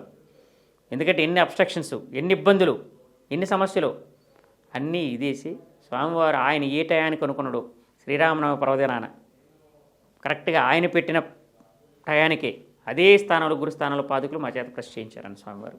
అద్వైతము అన్నప్పుడు నాకు కొద్దిగా షిరిడి సాయినాథుడు గుర్తొస్తాడు నాకు. నేను కూడా బాబా భక్తునే కాబట్టి. మీ కుమార్తె పేరు అద్వైత అని పెట్టండి. దాదాపు నాకు తెలిసి 3-4 తరాల నుంచి మీ ఇంట్లో ఆడపిల్లలు లేరు, మీకు ఒక్కటే కుమార్తె అని విన్నాను. అమ్మాయి పేరు కూడా అద్వైత అని పెట్టారంట, కారణం ఏంటి? అన్న మాకు 6 జనరేషన్లు అన్న ఇంట్లో, 6 జనరేషన్ ఇంట్లో అమ్మాయి సంతతి లేదన్న. పిల్లల వారసులు మాకు అమ్మాయి సంతతి లేదు. 6 జనరేషన్. నాకు 2009లో మాకు బాబు. అప్పుడే ఆ ఫ్లడ్స్ వచ్చినప్పుడు ఫ్లడ్స్ వచ్చాయి 2009 మీకు గుర్తుంది, కర్నూలులో చాలా ఫ్లడ్స్, హెవీ ఫ్లడ్స్ వచ్చాయి. రోషయ్య గారు సీఎంగా ఉన్నప్పుడు నా బిడ్డ అప్పుడు హాస్పిటల్ ఉన్నాడు. నా భార్య ఏదో ఒక 2 లక్షలు డొనేషన్ ఇవ్వమంటే నేను డబ్బులు పంపిస్తాను. డబ్బులు ఇస్తే ఎవరికి గుర్తుంటుందండి, డబ్బులు ఇస్తే ఈ చేతి తీసుకుంటే ఈ చేతి మర్చిపోతారు కదా, ఏదో 10 మందికి అన్నం పెడితే గుర్తుండిపోద్ది, ఈ టైంలో ఏదైనా భోజనం పెట్టే ప్రయత్నం చేయండి అంటే 7 లక్షల మందికి భోజనం పెట్టామన్నా. 7 లక్షల మంది కర్నూలు, మంత్రాలయం, నంద్యాల 3 చోట్ల క్యాంపులు పెట్టి. ఇప్పుడు తూర్పుగోదావరి కలెక్టర్గా ఉన్నారు మాధవీలత గారు, ఆమె అప్పుడు అక్కడ ఆర్డీఓ. శోభానాగర్ ఇక్కడ చనిపోయి ఎక్కడ ఉన్నారు, దూరు దగ్గర ఏరు పొంగి మమ్మల్ని పోనీకపోతే రాత్రి 1 గంట ఇప్పుడు ఆమె వచ్చి గన్మల్ని తీసుకొచ్చి మమ్మల్ని అడవి మార్గంలో తీసుకెళ్ళి వాళ్ళ ఇంట్లో షెల్టర్ ఇచ్చారు ఆమె, శోభానాగరెడ్డి గారు. ఇచ్చి 7 లక్షల మంది భోజనం పెట్టామని. దానికి పెద్దలు చంద్రబాబు నాయుడు గారు గుర్తించి నేను రవీంద్ర భారతిలో ఎన్టీఆర్ విశిష్ట సేవ అవార్డుతో గవర్నర్ నరసింహన్ గారు ఉన్నారు అప్పుడు, రవీంద్ర భారతిలో సన్మానం చేసి పెద్దలు చంద్రబాబు నాయుడు గారు అవార్డు ఇచ్చారన్న దానికి. అటువంటి భాగ్యం మళ్ళా, ఎందుకంటే మనం పెట్టాలన్నా తినేవాళ్ళు ఈ రోజుల్లో తిండి పెడతామని తినేవాళ్ళు లేరన్న. ఎందుకంటే ఎవరికి అందరికీ బాగున్నారు. కానీ ఆ స్థితిలో మేము అప్పుడు కలరా కూడా వచ్చి మాతో పాటు వచ్చిన వాళ్ళు ఒక వ్యక్తి కూడా చనిపోయారన్న. చనిపోయినా కూడా మేము వెనక్కి రాలేదు. రాకుండా అప్పుడు సురేంద్రబాబు గారిని డిఆర్డీఓ పీడీగా ఉన్నారు. 70 మంది మిలిటరీని ఇచ్చారన్న మాకు భోజనాలు ఇంటింటికి డోర్ టు డోర్ సప్లై చేయడానికి. జగద్గిరి గుట్టని ఒక పెద్ద క్యాంపస్ ఉందన్న. క్యాంపస్ మొత్తం అలాట్ చేసింది గవర్నమెంట్. ఒరే వీళ్ళు ఇంత పెద్ద సర్వీస్ చేస్తున్నారు, దైవ సంకల్పమే, భగవంతుడి సంకల్పం. కాకపోతే నేను 2 లక్షలు ఇవ్వాలని పంపించిన వాడిని 13 లక్షల రూపాయలు ఓన్లీ వంట వండిన వాళ్ళకి ఇచ్చామన్నా. ఎస్ఎంకే క్యాటరింగ్స్ సేనయ్యనుడు దేవుడితో పాటు మీ నియోజకవర్గ ప్రజలు కూడా మిమ్మల్ని చల్లగా చూడాలని కోరుకుంటున్నాం. ఖచ్చితంగా అన్న. అప్పుడు మాకు 6 తరాలు అమ్మాయిలు లేరు కాబట్టి మాకు బాబు 2009లో పుట్టిన తర్వాత 6 సార్లు మాకు ప్రాబ్లం అయ్యి బిడ్డ లేరు. అమ్మాయి కావాలని బలమైన కోరుకున్నది. ఎందుకంటే మోక్షానికి అర్హత కావాలంటే కన్యాదానం చేయాలనేది ఎక్కడో శాస్త్రం చదువుకున్న దానివల్ల బలమైన కాంక్ష లోపల. బలంగా కోరుకుంటే భగవంతుడు ఖచ్చితంగా తీరుస్తాడని నమ్మకం అన్నాను. నాకు నిదర్శనం. మేము ఇంట్లో కూర్చొని బాబా పారాయణ చేసుకున్నాం. ఆ రోజు పారాయణ చేసుకొని వదిలేసాం. తర్వాత ప్రెగ్నెన్సీ వచ్చిన తర్వాత 6 నెలలు హాస్పిటల్ కూడా వెళ్ళలేదు. ఎందుకంటే ఎట్లా ఉండని దానికి ఎందుకు పోవడం అని. 6 నెలల తర్వాత పోతే లలితాశేఖర్ గారిని డాక్టర్ గారు చాలా బాగుంది బిడ్డ, మీరు ట్రీట్మెంట్ తీసుకోకుండా ఇంటి వాళ్ళు ఉండవని తిట్టి అప్పుడు ఆమె ఇది చేస్తే కరెక్ట్గా బాబా గారి అతి ప్రియ భక్తురాలు ఈరోజు షిరిడి సాయి సంస్థాన్ ట్రస్ట్ ఏర్పడిందంటే రాధాకృష్ణమాయవ్ గారి యొక్క ఇదన్న. ఆమె చేసిన ఇదే ఆ కృపే ఈరోజు షిరిడి సాయి సంస్థానం అంత గొప్పగా ఆ స్థితికి ఇచ్చిందన్న. అదే రోజు అదే టయానికి నవంబర్ 20వ తారీఖున మార్నింగ్ 5 గంటలకి నా ఇంట్లో బాబావారు అమ్మాయిని ఇచ్చారన్న. అందుకనే అద్వైత అని పేరు పెట్టుకున్నాం. నాకు స్వామివారి ఇదిలో ఉంటుంది అద్వైత గదాధర వాసుద గౌరభక్త ఉందని స్వామివారి శ్లోకంలో ఉంటుంది నా బాబావారి దానిలో. అందుకనే అద్వైతాన్ని పెట్టుకున్నామన్న. చాలా సంతోషం అన్న. అసలుకి చెప్తుంటే కాదన్నా నాకు అర్థం కాదు, మీరు ప్రతి 3 నెలలకోసారి 6 నెలలకోసారి ఏడాదికో చాలామంది భక్తులని కాలినడకన తిరుమలకు తీసుకొని వెళ్తుంటారు కదా దర్శనం కోసము. వాళ్ళందరికీ దర్శనము చేయించి తీర్థ ప్రసాదాలు ఇప్పించి పంపిస్తుంటారు. అవన్నీ మీకు నియోజకవర్గంలో ఓట్లుగా మారుతారన్న? అన్న అసలు నా నియోజకవర్గంలో ఓట్ల కోసంగా చేయలేదన్న. అది ఏనాడు ఇప్పుడు చేసేది కదన్న. 99 నుంచి ఉందన్న. అది 99. నా వయసు 20 ఏళ్ళ వయసు. 99లో మొట్టమొదటిసారి మా ఊరు నుంచి మా అన్నదమ్ములు ఎవరు లేదు, మా అన్నదమ్ములు 5 మంది మాల వేసుకొని తిరుమల పాదయాత్ర 276 కిలోమీటర్లు అన్న తిరుమల పాదయాత్ర చేసాం. ఆ రోజు నుంచి ఈ రోజు వరకు ప్రతి సంవత్సరం అది కంటిన్యూగా చేసే పని అన్న. ఒక మా ఊర్లోనో మా నియోజకవర్గంలో చేసే కార్యం కదన్న. ఎక్కడ ఎవరు అడిగినా స్వామివారి వస్త్రాలు, స్వామివారి మాలధారణ దీక్షకు సంబంధించిన అన్నీ మేము ప్రొవైడ్ చేస్తాను. అది భగవంతుడి మీద విశ్వాసంతో భగవంతుడు నాకు ఇచ్చినటువంటి ఆర్థికమైన స్థితిని బట్టి వాళ్ళకు కూడా కొంత మంచి మార్గంలో సన్మార్గంలో నడపాలనే ఉద్దేశంతో చేసే కార్యం తప్ప స్వతంగా ఏదో నాకు లాభం ఆలోచించో ఇంకొకటి వ్యాపారం పరంగానో ఇంకొక రాజకీయ పరంగానో ఆలోచించి చేసే కార్యం అయితే కాదన్నది. అది భగవంతుడి కార్యం. ఖచ్చితంగా మీలాంటి యువకులకు అవకాశం ఇవ్వాలి, ఇస్తేనే బాగుంటుంది అని చంద్రబాబు గారు కానీ లోకేష్ గారిని భావించి మీకు ఆత్మకూరు టికెట్ ఇస్తే మీరు ప్యారలల్ కంటే చంద్రబాబు లోకేష్ గారి నమ్మకంతో పాటు ప్రజల విశ్వాసాన్ని కూడా కాపాడుకోగలరా? ఖచ్చితంగా కాపాడుకుంటాను. ఏ విధంగా? పార్టీ వాళ్ళు పెద్దలు గనక చంద్రబాబు గారు కావచ్చు పెద్ద ఆయన, ప్లస్ లోకేష్ బాబు గారు కావచ్చు, వీళ్ళు గనక నా మీద విశ్వాసంతో నమ్మకంతో అవకాశం కనుక ఒకసారి ఇస్తే అక్కడ ఉన్నటువంటి పరిస్థితులను అన్నీ నాకు అనుకూలంగా పెద్దలందరినీ నేను కలిసి నాకు అనుకూలంగా వాళ్ళందరితో ఒప్పించి మెప్పించి నాకున్న పరిచయాలన్నీ అన్నీ వాడుకొని ఖచ్చితంగా అయితే 100% గెలుస్తాను. స్థానికంగా నాకుండేటువంటి అవగాహన కూడా ఎందుకంటే నేను అక్కడ పుట్టి అక్కడ పెరిగిన వాడిని. అక్కడ పరిస్థితులు ఏంటి, అక్కడ సమస్యలు ఏంటి, మంచి ఏంటి, చెడు ఏంటి కొంత చిన్నప్పటి నుంచి చూసిన వాడిని కాబట్టి నేనేమి ఏసీ గదుల్లో పెరిగి బాయిలర్ కోడిలాగా పెరగలేదన్న. నేను నాటుకోడిని, ఊర్లలో పెరిగినవాడిని, పల్లెల్లో తిరిగినవాడిని, చిన్న స్థాయి నుంచి వచ్చినవాడిని, కష్టం అని తెలిసిన వాడిని. అందుకని ఖచ్చితంగా వాళ్ళందరూ నన్ను ఓన్ చేసుకుంటారని ఎమ్మెల్యేగా ఒకవేళ అవకాశం ఇచ్చి గెలిపిస్తే నేను ఎమ్మెల్యే కన్నా కూడా వాళ్ళు మేము ఎమ్మెల్యే అన్నంత గొప్ప స్థితిలో నేను ఆ విధంగా మసులుకొని వాళ్ళకి న్యాయం చేస్తాను ఖచ్చితంగా. చూద్దాం. ఇవన్నీ మాటలు చెప్పడానికి బాగుంటుంది. క్షేత్రస్థాయిలో కొంచెం పరిస్థితి ఏ విధంగా ఉంటుంది భవిష్యత్తు నిర్ణయిస్తుంది. మీ స్వగ్రామం ఏదండి అసలు? మీ కుటుంబ మాది మరిపాడు మండలం పడమటి నాయుడుపల్లి, ఆత్మకూరు నియోజకవర్గం, ఆత్మకూరు కాన్స్టెన్సీ. నాన్నగారి పేరు? చిన్న పాపిరెడ్డి అన్న. అమ్మగారి పేరు? రమణమ్మ. ఎంతమంది సంతానం వారికి? 5 మంది అన్న. 5 మంది బ్రదర్స్. నాకన్నా 2 పెద్దవాళ్ళు, 2 చిన్నవాళ్ళు. ఓకే. మీరు ఎంతవరకు చదువుకున్నారు? నేను వచ్చేసి బీఎస్సీ డిగ్రీ సర్వోదయ అన్న. తర్వాత వచ్చేసి హార్టికల్చర్ డిప్లొమా ఇంజనీరింగ్ అగ్రికల్చర్ యూనివర్సిటీలో ఇక్కడైనా రాజేంద్ర నగర్లో. ఓకే. హార్టికల్చర్ చేసిన మీరు అలా ఒక ప్రభుత్వ ఉద్యోగిగానో లేదంటే ఒక మంచి ఆదర్శవంతమైన వ్యవసాయదారుడుగాను అనుకోకుండా వ్యాపార రంగంలోకి ఎలా వచ్చారు అసలు? వ్యాపార రంగంలో అంటే ఆ రోజున్న పరిస్థితులు డిగ్రీ చదువుకొని మళ్ళీ డిప్లొమా చేయడానికి కారణం ఏంటంటే ఉపాధి కోసం చేసింది అన్న. ఓకే. ఎందుకంటే ఏదో ఒకటి హార్టికల్చర్ అంటే కమర్షియల్ క్రాప్స్ ఎక్కువ కాబట్టి ఏదో ఒక ఉపాధి దొరుకుతుందనే ఉద్దేశంతో, ప్లస్ రెండోది ఏంటంటే ఆ రోజు 2000 స్టైఫండ్ ఇచ్చేవాళ్ళు. స్టైఫండ్ వస్తుంది, ఏదో ఉపాధి దొరుకుతుంది, ఆ రోజుకి ఇంత అవకాశాలు లేవన్నా, అదే ఆధారం. ఆ ఉద్దేశంతో మళ్ళీ డిప్లొమా చేరానన్న. కానీ ఉద్యోగం చేయాలనే కోరిక కొద్ది రోజులు అయితే తిరుపతి తొడాకి అక్కడక్కడ కన్సల్టెంట్కి పనిచేశాను. తొడాలో ప్లస్ మన కొన్ని ప్రైవేట్ రియల్ ఎస్టేట్ ఆర్గనైజేషన్స్లో పనిచేయడం వల్ల అక్కడ రియల్ ఎస్టేట్ అనేది జన Chaitanya, MG brush real estate ఇటువంటి వాటిల్లో కొంత ఈ ప్లాంటేషన్ వర్క్స్ అవన్నీ కూడా నాకు కాంట్రాక్ట్ తీసుకొని చేసుకుంటుండడం వల్ల అవగాహన పెరిగిందండి రియల్ ఎస్టేట్ మీద. ఆ కోణంలో 2001 సంవత్సరం నుంచి మళ్ళీ రియల్ ఎస్టేట్కి డైవర్ట్ అయ్యాను. రియల్ ఎస్టేట్కి ఇప్పటికీ రియల్ ఎస్టేట్ రంగం బాగానే ఉంది. రియల్ ఎస్టేట్లో ఉన్నాను, ప్లస్ కొంత మైనింగ్ కూడా ఉందన్న. మైనింగ్ ఫీల్డ్లో ఉన్నాను. ఓకే. మైనింగ్ అంటే ఏది? మైనింగ్ అంటే శాండ్ రీచ్లు చేసామన్న చాలా సంవత్సరాలు. తర్వాత సిలికా క్వార్జ్ మైన్స్ ఉన్నాయి.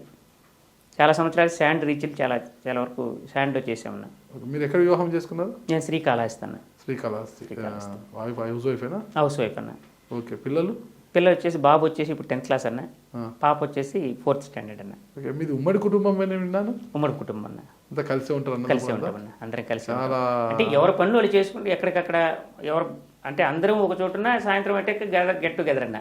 ఎవరైనా ఊరికి పోయిన తర్వాత ఆస్తులు గీస్తులు పంచుకోవడం, నాది ఇది నీది ఇది, నా పొయ్యి నాకుండా అనేది లేకుండా ఇప్పుడు కూడా అందరం కలెక్టివ్గా ఒక మాట మీదనే ఏదన్నా కూడా ఒక మాట మీద ఒక పద్ధతి ప్రకారం పోతున్నామన్న. చిన్న స్థాయి కుటుంబం నుంచి వచ్చిన మీరు ఒక అదృష్టం కలిసి వచ్చారంటే మీ కష్ట ఫలితమో మీరు నమ్ముకున్న దైవం యొక్క ఆశీర్వాదంతో ఈ స్థాయికి మీరు ఎదిగారు. అందరికీ ఆ అదృష్టం రాదు. కానీ ఇప్పుడున్న యువతను, మీ నియోజకవర్గంలో ఉన్న యువతను అన్ని రంగాల్లో ముందుకు రాణించాలి, పైకి తీసుకురావాలంటే వారి కోసం ఏం చేయాలనుకున్నారు అన్న? యువతకు ఒకటే సందేశం, ఫ్రీగా ఇచ్చేవాటికి ఆశపడబాకండి. ఇప్పుడు కూడా ఫ్రీగా ఇచ్చేవాటికి ఆశపడితే నీలో ఉన్న క్రియేటివిటీ, నీలో ఉన్న నాలెడ్జ్ సప్రెస్ అయిపోతుంది. నువ్వు కష్టపడడానికి అలవాటు పడితే నువ్వు ఎదగడానికి ఎంతైనా స్కోప్ ఉంది. ముందు మన మానసిక స్థితిని మనం కష్టపడి పైకి రావాలి, డెవలప్ అవ్వాలి అనే కాన్షియస్ డెవలప్ చేసుకోవాలి తప్ప ఫ్రీగా ఇస్తున్నారు తిందాం పడుకుందామని సోమర్తనంగా అట్లా అలవాటు చేసుకోవడం అనేది మంచిది కాదని నా పర్సనల్ ఒపీనియన్. అంటే ఫ్రీగా ఇస్తే ఇప్పుడు కూడా ఏమవుద్దంటన్నా, మనిషికి తెలవకుండా కొంత నిర్వీర్యం అయిపోద్దన్న. ఆలోచించే బ్రెయిన్ కావచ్చు, బ్రెయిన్ ఇప్పుడు మనం ఉన్నామన్నా, మన బాడీలో ఎన్నో తెలవని అవయవాలు నిర్వీణం అయిపోయినా, ప్యాంక్రియాసిస్ ఉందన్నా, ఇవన్నీ అవశేష అవయాలు అంటాం మనం, మీకు తెలిసి ఉంటుంది అవశేష. ఎందుకంటే కొద్ది రోజులు చేంగి పడుకోబెట్టంగా నిద్రపోయి జోక్ కొట్టేసి అది పనికి రాకుండా పని చేయకుండా అవయవ మార్పు. మనిషి కూడా అంతేనా, ఎప్పుడు ఏదో ఒకటి యాక్టివిటీ పని చేసుకుంటూ ఉండడం అనేది, యాక్టివ్గా ఉండడం వల్ల బ్రెయిన్ షార్ప్గా ఆలోచిస్తుంది, ఎదగడానికి స్కోప్ ఎక్కువ ఉంటుంది. మనం ఫ్రీగా తీసుకునేదానికి అలవాటు పడడం వల్ల ఏమంటే అక్కడికక్కడే మనం ఆగిపోతాం తప్ప మనం ఎదగడానికి స్కోప్ అనేది ఉండదు అనేది నా పర్సనల్గా నేను అనుభవించినటువంటి వ్యక్తిగత అభిప్రాయం అన్న. సో ఎలా నేర్చుకున్నారు ఇంత నాలెడ్జ్ మీరు? సింగపూర్లో రెస్టారెంట్స్, మలేషియా రెస్టారెంట్స్, దుబాయ్ లేదన్నా, ఏం లేదన్నా, అట్లా ఏం లేదన్నా. మా చిన్నాన్న కొడుకు తమ్ముడు ఉన్నాడు, ఆ అబ్బాయి సింగపూర్లో జాన్సన్ కంపెనీలో డైరెక్టర్గా పనిచేస్తున్నాడు. ఆ అబ్బాయి అక్కడ ఏదో ఉన్నాడు కాబట్టి అన్న నేను ఇక్కడ రెస్టారెంట్స్ పెట్టుకుంటున్నానంటే సరే పెట్టరా అని చెప్పి వాళ్ళు ఏదో పెట్టుకుంటా అంటే వాళ్ళతో నేను కూడా ఏదో ఉన్నాను తప్ప నాకు ఏదో కొంత ఫైనాన్షియల్గా సాయం చేస్తున్నారు ఉంది కాబట్టి పెడతామంటే పెట్టమన్నాను తప్ప నేనేమి సొంతంగా నాది ఇదేం కాదన్న. అంతా వాళ్ళు పెడుతున్నారు, ఏదో నేను కొంత ఆర్థికంగా నలుగురం పైకి రావాలి కాబట్టి వాళ్ళు చేదోడు వదడుగా కొంత నేను భగవంతుడు నాకు ఆర్థిక స్థితిని ఇచ్చాడు కాబట్టి కొంత ఏదో సహాయం చేస్తున్నాను తప్ప నేనైతే పర్సనల్గా కాదన్న ఇన్వాల్వ్. అన్ని కంపెనీలు కానీ అన్నీ కూడా వాళ్ళ పేరుతోనే వాళ్ళే రిజిస్టర్ చేసుకుని వాళ్ళ పేరుతో నడుస్తున్నాయండి. థ్యాంక్ యూ చిన్నారెడ్డి గారు. ఫైనల్గా ఆత్మకూరు నియోజకవర్గ ప్రజలకు మీరు ఇచ్చే సందేశం ఏంటి? ఏం పిలుపునివ్వబోతున్నారు? ఆత్మకూరు ప్రజలకు ఒకటన్నా నేను నిర్ణయించేది, ఇప్పుడు దాకా చాలా పెద్ద వాళ్ళని చూశారు మీరు, ఎంతోమందికి అవకాశాలు ఇచ్చారు, రాజకీయంగా పునర్జన్మనిచ్చి ఉండొచ్చు. ఒక సామాన్యుడిగా మీలో ఒకడిగా, ఒక సామాన్యమైన వ్యక్తిగా నన్ను ఆదరించండి, ఒకసారి అవకాశం ఇవ్వండి. రామరాజ్యం మీరు చూసి ఉంటారు, ఆ రామరాజ్యం అనేది 100% నేనైతే నెరవేరుస్తానని నేను అనుకుంటున్నాను. నా ప్రాంత ప్రజలకి నేను 100%, ఎందుకంటే నేను స్థానికంగా అక్కడ ఉన్నాను కాబట్టి ఆ కష్ట సుఖాలు తెలుసు కాబట్టి ఖచ్చితంగా ప్రతిదీ వాళ్ళ సమస్య నా సమస్యగా ఫీల్ అయ్యి వాళ్ళకి ఏదైతే ఇబ్బందులు ఉన్నాయో సమస్యలు ఉన్నాయో తీరుస్తానని చెప్పి శ్రీరామచంద్రమూర్తి పాదాల సాక్షిగా ప్రమాణం చేస్తున్నాను. ఖచ్చితంగా పాదాల సాక్షిగా. ఇంకొకటన్నా, నాకు అవకాశం ఇచ్చి గెలిస్తే నా కోరిక ఒకటి ఉందన్న, అందుకే శ్రీరామచంద్రమూర్తి పాదాలు కూడా తయారు చేసి పెట్టున్నా. పాదాలు భర్తడు ఆ రోజు శ్రీరామచంద్రమూర్తి అరణ్యానికి పోయేటప్పుడు భర్తడు ఆయన పాదాలను ఎత్తున పెట్టుకొని వచ్చి పట్టాభిషేకం చేశారటన్న. అది మనం విన్న ఇతిహాసం. స్వతసిద్ధంగా ఇప్పుడు నేను శ్రీరామచంద్రమూర్తి పాదాలు నా నెత్తిన శిరసం ధరించి నేను అసెంబ్లీలో ప్రమాణ స్వీకారం చేయాలని నాకు ప్రగాఢమైన కోరిక, నమ్మకం అన్న. ఖచ్చితంగా స్వామివారి నెరవేరుస్తాడనేది అయితే సంపూర్ణమైన విశ్వాసం అయితే ఉందన్న. ఆ బాట ఆయన ఏర్పరుస్తాడు. పూర్తిగా సరెండర్ అన్నా, నేను స్వామి పాదాలను పట్టుకున్న సరెండర్ అయిపోయాం. సరెండర్ అయినప్పుడు ఖచ్చితంగా స్వామి నెరవేరుస్తాడన్నా. ఖచ్చితంగా నెరవేరుస్తారు. అసెంబ్లీలో శ్రీరామచంద్రమూర్తి పాదాలు పెట్టుకొని ప్రమాణ స్వీకారం చేస్తానని చెప్పిన మీరు ఆ తర్వాత ఎమ్మెల్యేకి గెలిస్తే అదే పాదాలను నెత్తిపై పెట్టుకొని నియోజకవర్గంలో ఎలాంటి అవినీతికి ఆస్కారం లేకుండా పారదర్శకంగా పాలన అందిస్తానని కూడా ప్రమాణం చేస్తారా? స్వామి పాదాల సాక్షి చెప్తున్నా నేను విపరీతమైన మీరు, ఎందుకంటే నాకు స్వామి అంటే మహాపిచ్చి. చిన్న అది అంటే ఉన్మాదం అంటారు, పిచ్చి అంటారు, జనాలకు చెప్పేవారు. నేను అనుభవించిన అనుభవాలు ఫీలింగ్స్ చెప్తే పిచ్చుడు అంటున్నా. అవి జనాలకి అనుభవించిన వాళ్ళకి మాత్రం ఆ ఫీల్ తెలుస్తాను. స్వామితో ఆ అటాచ్మెంట్ ఏర్పడ్డ వాళ్ళకి మాత్రమే. స్వామి ఒకటి చెప్పారన్న, మానవ సేవ మాధవ సేవ. ఇప్పుడు దాకా మాధవ సేవ చేశాను, స్వామి సేవ చేశాను. కొంత మనుషుల్నిలో క్రూరత్వం ఎక్కువ కొంత పెరుగుతుందన్న. అంటే ధర్మం తప్పిపోవడం, ఇబ్బందికరమైన పరిస్థితులు, రోజు రోజుకి వ్యవస్థ దిగజారిపోవడం ఇవి ఉన్నాయి కాబట్టి అది చూడలేకనే కొంత నాకు ఈ కొంత ధర్మం వైపు నడిపించాలి. నేను 10 మందిని మార్చగలిగితే చాలు, నేను 1,00,000 మందిని మారుస్తానని నేను కోరుకోవట్లేదన్న. 10 మంది ఒక ఉన్నతమైన స్థితిలో ఉన్న వ్యక్తిని ఎక్కువ మంది అనుసరించడానికి అవకాశాలు ఎక్కువ అన్న. నాలాంటి ఇప్పుడు ఏ ఇది లేనటువంటి వ్యక్తి చెప్తే ఈనేవాడు ఉండడన్న. ఇప్పుడు మీలాంటి ఆడ కూర్చున్న వాళ్ళు మీరు చెప్తే ఈనేవాళ్ళు చాలా ఎక్కువ మంది ఉంటారు మీకున్న పాపులారిటీని బట్టి.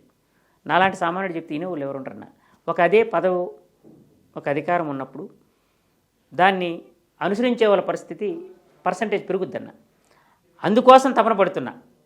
మంచి మార్గంలో కొంత సమాజాన్ని నడపాలి, మంచి తీసుకెళ్ళాలి, ధర్మం వైపు నడపాలి.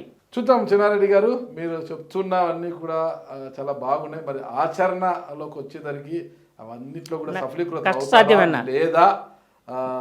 వాస్తవం రామరాజ్యం అన్నారు కదా, చెప్పడానికి బాగానే ఉంది. రాజకీయాల్లోకి వచ్చిన తర్వాత రామరాజ్యము రాదు, మీరు రాముడు కాలేదనేది అందరికీ తెలుసు. కానీ మీరు అది సాధిస్తే మాత్రము ప్రజలు జన్మలకు మిమ్మల్ని పెట్టుకుంటారు, వాళ్ళ గుండెల్లో పెట్టుకుని మిమ్మల్ని పూజించుకుంటారని నేను చెప్పగలను. ఖచ్చితంగా అది సాకారం కావాలని కోరుకుంటున్నాను. థ్యాంక్ యూ చిన్నారెడ్డి గారు. నమస్తే. ఖచ్చితంగా అన్న. ఎందుకంటే అన్న మీరు అన్నారు కదా శ్రీరామచంద్రమూర్తి అంతటి వాళ్ళకి కష్టాలు తప్పలేదన్న. 50 మంది 70 మంది మంచివారంటే 20 మంది ఆయన నెగిటివ్ మాట్లాడిన వాళ్ళు ఉన్నారు. శ్రీకృష్ణ పరమాత్మ అంతటి వాడికి సాక్షాత్ పరమాత్మ అంతటి వారికి ఆయనకే తప్పలేదన్న. మనమంత ఉంటాయి నెగిటివ్స్ ఉంటాయి అన్నీ. చిన్నారెడ్డి దేవుడు వీరుడు సూర్యుడు ఆయన అంత చాలా గొప్పోడు అని అందరూ అంటారని నేనైతే అనుకున్నా. మంచిలో కూడా చెడ్డెత్తికి వాళ్ళు ఉంటారన్న. చూద్దాం మీకు ఎంత మేర మంచి ఎంత మేర చెడు వస్తుంది అనేది భవిష్యత్తులో. కానీ మనము మన కర్తవ్యాన్ని విస్మరించకుండా మనం ధర్మం తప్పకుండా మన పని మనం చేసుకుంటూ పోవడమన్నా. చూద్దాం మీ పని మీరు చేసుకొనిస్తారా లేదా అనేది కూడా ఖచ్చితంగా అన్న. ఫలితం రిజల్ట్ అయితే ఉంటుందన్న. కొంచెం ఆలస్యం వచ్చేమో కానీ రిజల్ట్ అయితే 100% ఉంటుందన్న. థ్యాంక్ యూ అండి. థ్యాంక్ యూ అన్న. Thank you.